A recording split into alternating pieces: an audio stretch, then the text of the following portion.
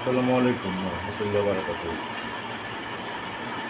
ব্রিটিশদের আগা বর্ডারে এরিয়াতে আপনি দেখেন আশেপাশে যতগুলো দেশ আছে কিংবা ব্রিটিশ কলোনিতে ছিল, প্রত্যেকটা দেশেরই নানা প্রকার সমস্যা আছে।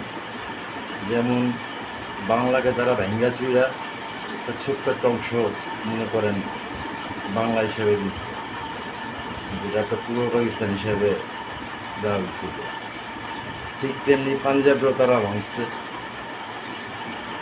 ঠিক এরকমইভাবে তারা চাইনিজ যে অংশগুলো চেয়ারম্যান মাও, যেটাকে ফাইভ ফিঙ্গার বলে, যেমন লাদাখ, সিকিম, অরুণাচল প্রদেশ, এসব অঞ্চলগুলো, তো এগুলা চায়না বলে যে তাদের এলাকা, কিন্তু ইন্ডিয়া বলে সেগুলো তাদের এলাকা।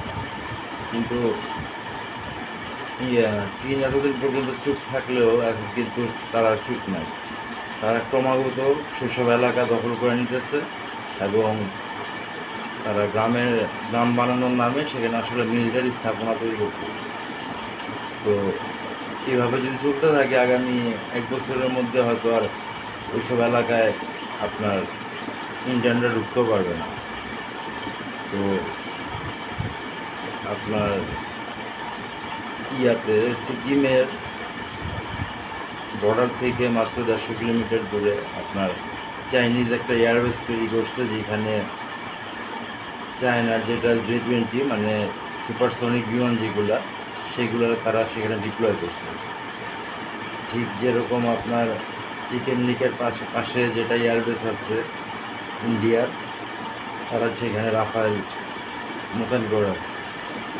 তো এই জায়গাটা নিয়ে ইন্ডিয়া বেশ নার্ভাস থাকে সবসময়, কারণ 24 কিলোমিটার একটা ছোট্ট করিডোর, যেটা আটকায় দিলে তাদের 7 সিস্টার মানে 7টা প্রদেশ পুরোপুরি আলাদা হয়ে যায়।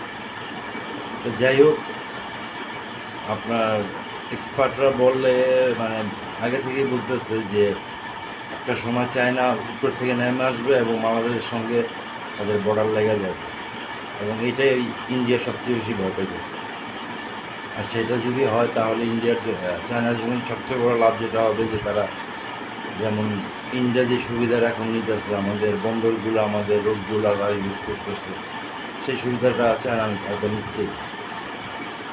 তো যাই হোক, এটা হচ্ছে একটা ব্যাপার। আর দ্বিতীয় ব্যাপার হচ্ছে চায়না পাকিস্তানের কমিউনিকেশন লাইন এটা ডেভেলপ করার জন্য একটা স্যাটেলাইট আপনার উৎক্ষেপণ করছে, যেটা আপনার পাকিস্তানের কমিউনিকেশন ব্যবস্থাকে আরও উন্নত এবং আধুনিক করবে।